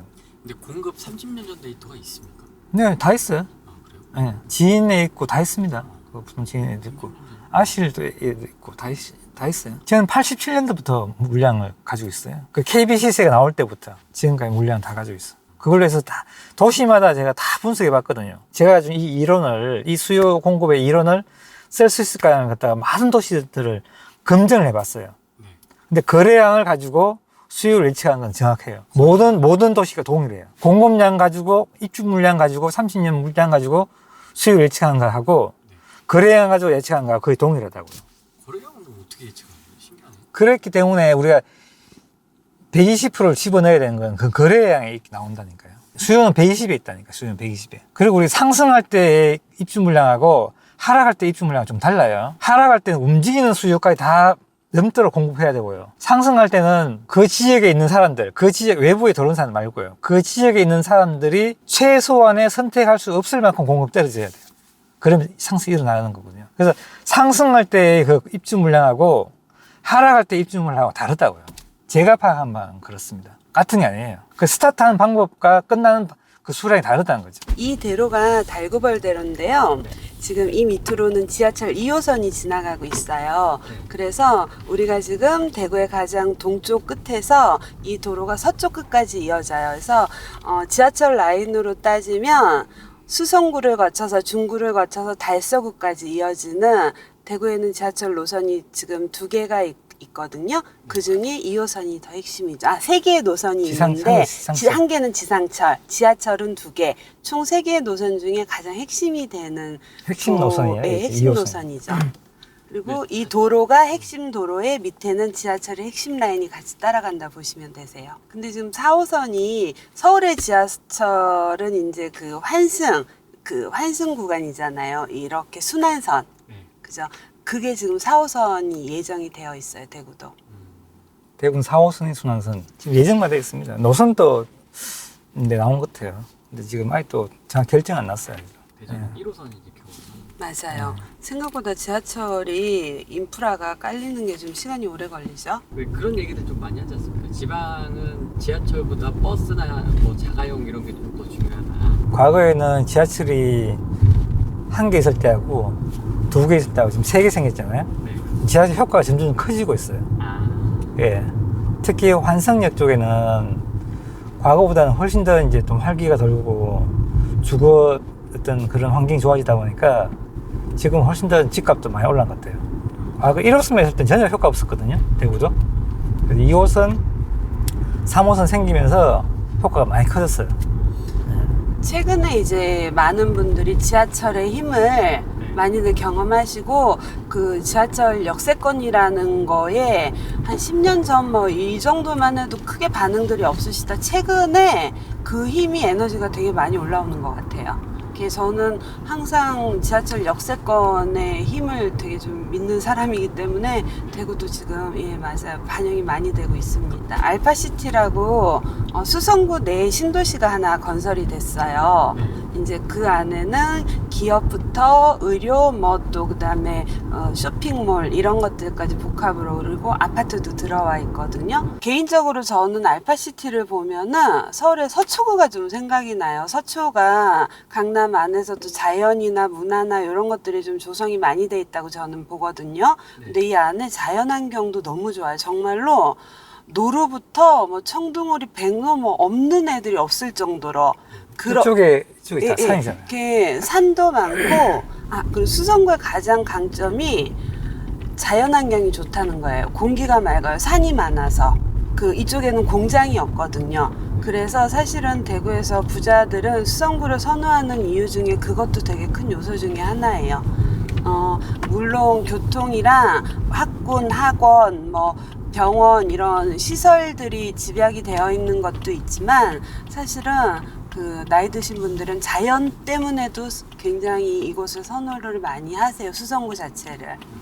근데 아직 조금 개발이 더 돼야 되기는 해요. 이제 우리가 학군의 최요지로 지금 들어왔습니다. 그러니까 만촌 3동. 이제부터 이제 만촌 3동을 지금 들어오고 있는데 요 옆에 대륜 보이시죠? 우측에 고등학교 남자 학군 이제 아주 좋은 학교고요. 이 만촌 3동은 학군 중에서도 남학생들 학군이 굉장히 좋은 동네예요. 예, 이쪽이 이제 그 동네예요. 여학생들 학군 좋은 근데는 요 밑에 이제 요 만촌 3동보다는 범어 4동 쪽이 여학생들 학군이 조금 더 좋고 이제 거긴 남자 학군도 같이 공유할 수 있고 여기는 그래서 남학생을 둔 학부형님들이 되게 좀 선호하는 동네가 만촌 3동. 네. 그리고 여학생들 뭐 이렇게 있다 남자아이 같이 있다 그러면 범어 4동 쪽으로 주로 가시고 공학도 있습니까? 공학도 있어요. 공학도 있고 대류는 남중 남고로 알고 있어요. 제가 알기로는. 근데 보통 여기도 남학생, 여학생, 뭐 대구여고, 경신 뭐 이런 식으로 그 공학 아닌 쪽을 조금 더들 좋아하시죠, 어머님들은? 여기까지가 만촌 3동 블럭이라고 보시고 우회전 하시나요? 좌회전? 저희는 안 돼서 유턴해야지. 예, 이제 요쪽 사거리 넘어가면 범어 4동 쪽으로 이제 요 아래 블럭부터는 대구는 범사 맘산이라는 그 용어가 있거든요. 학원이 많이 보이지 않습니까? 여기 학원 있고 가격 차이가 범어 4동하면 좀 납니다. 삼천하고 범어 4동이 조금 더 높아요. 사실은 지금 낮이라서 이런데요. 저녁에 학원 끝나는 시간대 오면은 차들이 풀 파킹 되어 있죠. 학부형님들 학원 차량들. 대치동처럼. 예, 여기가 그러니까는 서울로 따지면 강남 8학군의 학군과 대치동의 학원가를 결합을 시켜놨다고 보시면 돼요. 강남의 축소판이에요. 학업 성취도도 실질적으로 굉장히 높고 성적도 잘 나오고 뭐 서울대, 연고대, 뭐 스카이를 비롯해서 의대 뭐 진학률도 상당히 높고 그게 항상 거의 탑에 랭킹되는 동네들인 것 같아요. 전국 그 상위권 안에 공부 잘하는 친구들 되게 많아요. 또 어머님들도 학부형님들도 많이들 신경 쓰시고 실제로. 근데 사실 그 서울 분들이 와보시면 이게 뭐야 이게 뭔데 여기 집값이 왜 이렇게 비싸지?라고 말씀하시는데 그냥 겉에서 보는 게 그럴 뿐이지 안에서 들여다보면 예, 사실 지방이라고 해서 무시를 할 수 없는 곳이 여기예요. 그 아까 잠깐 말씀해 주셨지만은 수성구 입성이라는 표현을 쓴다면서요? 그래 그게 되게 조심스러워요. 사실은 거부 반응 가지시는 분들도 많은데 전국에서 유일하게 강남 입성, 그 다음에 수성구 입성이라는 표현을 쓰는 곳인 것 같아요. 제가 봐서 다른 구는 그런 표현들을 잘 안 쓰시지 않나요? 서울도 그죠? 근데 대구도 마찬가지거든요. 근데 유일하게 지방 쪽에서는 수성구 입성 뭐 이런 얘기들 많이 하세요. 대구 분들한테는 수성구라고 하면 일단 각인이 학군, 학원가, 학교 딱 요 세 가지가 가장 매칭이 많이 될 거예요. 근데 실질적으로 지금 이쪽 좌측으로 보이는 데가 범어 4동 라인이거든요. 이 골목 안에 겹겹이 대형 프랜차이즈 이외에도 작은 그 학원들, 개인 교습들이 굉장히 많이 유능한 선생님들, 유명하신 분들 많이 계시고 수성구 안에서는 이걸로 끝나는 게 아니라 수성구 같은 경우에는 의료, 그 다음에 금융, 그리고 학군 이런 화이트 칼라 종사자분들, 전문 법조계 종사자분들이 굉장히 많이 선호하시는 곳이 여기예요. 그래서 그냥 강남하면 딱 떠오르는 이미지가 여기에 다 축약되어 있다라고 보시면 될 것 같아요. 이게 가격을 만들어간 구조가 대구가 훨씬 더 좋아요, 부산보다. 왜 그러냐면 집중화되어 있기 때문에. 그렇죠. 부자들이 여기 대구는 수성구에 다 몰려 있다고요. 근데 부산은 약간 흩어져 있거든요. 이 부자 이렇게 분포들 보게 되면. 그래서 여기가 가격을 만들어가는 구조가 훨씬 더 좋은 곳이에요, 사실은. 그래서 15을 가장 먼저 찍은 데가 대구잖아요. 이 30평대. 이 골목 들어보시면 되게 실망들 하실 수 있는데 사실은 이게 다니다 보면은 학원가하고 병의원이 제일 많아요. 수성구는. 그리고 수성구에 오면 우스갯소리도 아빠들은 할 게 없다라 그래. 유흥이 없어서. 지금 여기가 대구에서 최고가, 지금 현재로서 최고가예요. 얘가. 뭐죠? 힐스테이트. 힐스테이트 범어. 범어 힐스테이트. 네. 네네. 여기 바로 옆에 이제 경신이잖아요. 경신고등학교. 이제 자사고였다가 지금은 자사고가 없어졌죠. 그 이 안에 신축을 많이들 가고 싶어 하시는데 신축이 없었는데 범어 힐스테이트가 그 신축을 이제 가져다 놨더니 많이들 좋아하셨고 가격도 실제로 가장 분양가도 제일 높았나요 그 당시? 나온 것 중엔 그랬죠? 네. 여기가 경신이. 예, 여기 보이는 학교가 경신고등학교. 의대 80명. 네네네. 현수막 보셨죠? 제가 들어오기 전에 얘가 여기 앞에 보이는 여기 빌리비 범어죠. 얘가 가장 높았어요. 이게. 예. 얘가 지방에서 15를 가장 먼저 찍은 아파트. 세대수 얼마 안 돼요. 200m밖에 안 돼요. 사실 강남 안에도 대단지를 만들기가 힘들듯이 수성구도 똑같아요. 특히 만삼 범어 3동 안에서는 큰 세대수가 들어오는 게 거의 불가능하거든요.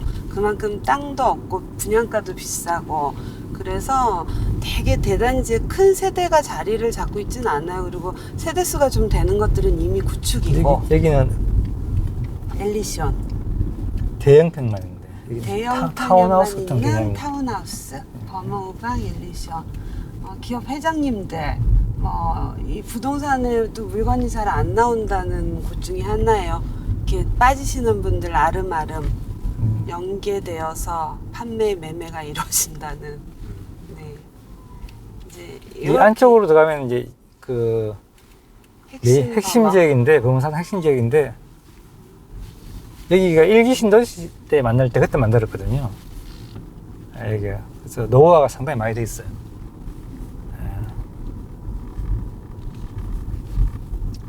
이 나무들이 세월을 말해주죠. 이게 딱 봐도 예, 그죠. 연식이. 일기 신도시 연식. 네네, 맞아요. 이 아파트 형태도 그렇고, 저 굴뚝같이 저렇게 있기도 하고, 실제로 이 당시에 거실 쪽에 난방 안 되고 그런 데도 많았어요. 아니, 물론 지금은 다 고쳤겠지만. 이게 지금 재건축, 이게 지금 바람이 불어서 얘가 경남이 지금 17억에 거래됐거든요. 얘가 33평이. 재건축이 된다면 얘가 1등을 갈 거예요. 네, 1등을 경남이 가장 자리가 좋습니다. 좋은 자리에 있죠. 예, 좋은 자리에 있어요. 대지도 넓고 평지에다가 여기가 제가 20살 때 알바했던 자리예요. 밤에. 무슨 알바죠? 건축 알바. 그때 가서 여기서 막 시멘트 나르고 이랬다니까요. 그때 뭐가 뭔지 몰랐죠. 명문 빌라. 얘가 지금도 안에 괜찮아요. 괜찮아요. 세월이 오래됐지만 정말 부자 느낌이 뿜뿜 납니다. 집도 잘 지었어요. 이게 막. 이쪽에 고급 빌라도 저쪽에 다 있어요. 저쪽. 예. 네, 저 안쪽에 거기 되게 서초구 느낌 나는데 서초구 산 아래 약간 그런 느낌들. 고급 빌라 느낌. 여기 다 이제 이쪽에는 그 학원가들.